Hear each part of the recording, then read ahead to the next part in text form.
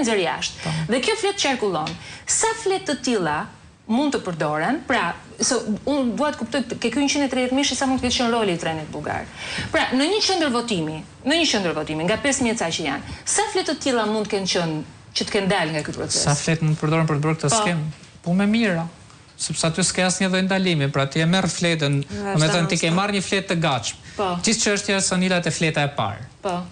Domethënë përgjithsisht kur nuk ke mundësi për ta pasur një fletë votimi të vlefshme, përgjithsisht mund të përdorësh ai fletë votimi të falsifikuar.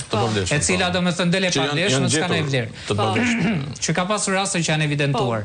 Po të kesh fatin e madh që gjesh një fletë votimi të vlefshme, në thojë za fatin e madh, ti merr atë fletë votimi, po thënë e plotson ose plotson disa prej tyre dhe për të pasur garanci të plot ju ja jep zgjedhësve që të hyjnë brenda dhe më pas thellin atë dhe të nxjerrin jashtë po themi fletën e votimit që kanë marrë. Di çfarë ka ndodhur Sonila, që po na del tani nga pamjet filmike, ka raste që mbyllet votimi, mbyllet votimi në një qendër. Shkojnë komisionerët tek dhoma e fshet për të marrë për ta palosur atë dhomën e fshet. E keni parasysh atë kartoni ka fletë votimi atje. Brenda. Ka fletë votimi brenda. Se ka qenë ndonjëri që kur ka bërë trenin bullgar ka harruar. Fletën e fundit e ka harruar, ka thënë ai tani ku ta çojë këtë. Si futen në proces verbal? I kanë marrë vënë një X, po themi dhe e kanë vënë si fletë votimi të pavlefshme etj, ndërkohë që duhet ta kishin raportuar. Jo është dukur pak në moment, domethënë mund të jetë dukur pak si rast kështu, me thënë pa precedent apo domethënë nuk kanë pasur ndoshta edhe gjithë informacionet për shkak lodhjes së orëve gjata kështu me radhë.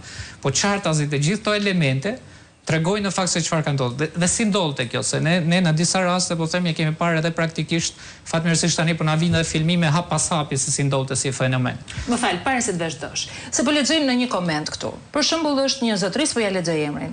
Moj Sonila thotë bëni shumë të lehtë trenin bullgar. Atëherë ku ishin vëzhguesit e Partisë Demokratike? Dhe komisionerët. Ja ta them unë. Jo, meqense pyesni publiku, vazhdoni shkruani. Shumë e drejtë. Sa më shumë të pyesni ju, aq më shumë shërbeni transparencës. Atëherë, shumë e drejtë. Shi çfarë ndodhte? Po. Ishte në syt policisë shtetit kjo gjë. Vinte qytetari për të votuar në qendrën e votimit. Para se të shkonte të votonte, futej te këto zyrat ilegale të Partisë Socialiste. Ke parasysh to pa logo, pa shenjë, pa gjë etj. Futej atje, merrte edhe pagesën që kishte për të marrë, i jep edhe fleta e votimit e plotësuar, e fuste në xhep. Dilte qytetari jashtë. Tani vëzhguesi jon nuk e shikonte, vëzhguesi jon shikonte zyrën ilegale. Dhe kishte për detyrë të merrte policinë në telefon.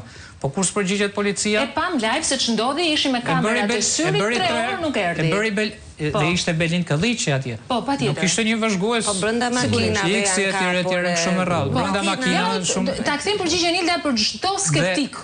Dhe futej qytetari, po themi, brenda qendrës së votimit, merrte futej rregullisht, merrte fletën etj. Tani të lloma e fshet, ti je në një pozicion që nuk mund të arrish, po themi, vëzhguesi nuk e shikon. Është edhe ndaluar të vëzhguesi nuk është në pozicionin që arrin të shohë se çfarë po bën veprime që po kryen qytetari, e ke parasysh. Dhe ai nuk ka ndonjë vështirësi të jashtëzakonshme për të nxjerrë nga xhepi një fletë votimi dhe për të futur në xhep një fletë tjetër votimi, e cila është e paplotësuar.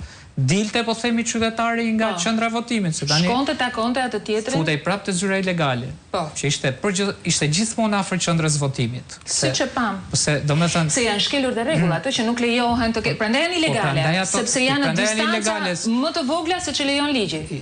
Ligji në fakt nuk lejon domethënë që ti të kesh një zyrë elektorale dhe as ta afishosh materiale të paktën ja 300 metra nga qendra e votimit. Dhe këta duke ditur këtë gjë, edhe për shkak se në shumë raste ne kemi denoncuar dhe zyrat janë mbyllur, kanë hequr logot, i kanë hequr çdo gjë.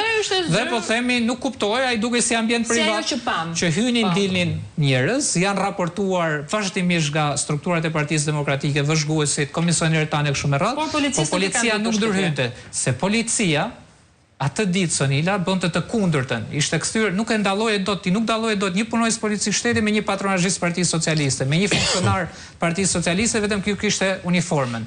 Policia shteti atë ditë shoqëronte zgjedhës në qendra votimi, shoqëronte njerëz që ishin të kërkuar, po themi që të bënin patronazhimin e qendrave të votimit. E kishte mendjen si të inskenonte në ngjarje në një rast ndaj eksponentëve të Partisë Demokratike.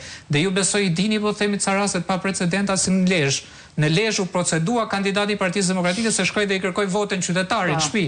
Si mund t'i kërkosh votën qytetarit në shtëpi për Partinë Demokratike? Kjo në shtetin, në narkoshtetin e Edi Ramës, kjo është vepër e rëndë penale, të shkosh dhe të kërkosh votën për Partinë Demokratike për opozitën. Pra, Tani, këto na I bën ne t'i besojmë të gjitha testi logjik. Po për të mos e quar ne deri në fund testin ton logjik dhe ata mos ta çojnë deri në fund testin e tyre logjik, që në fakt testi I tyre logjik s'ka pikë logjike, do duhet që për këtë proces të ketë transparencë të plot.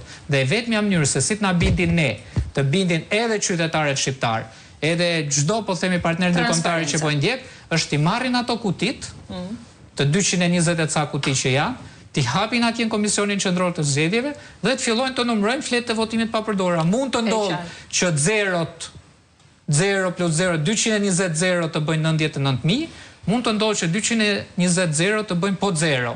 Ne na del që bëjnë 0. Ata thonë bëjnë 99.000.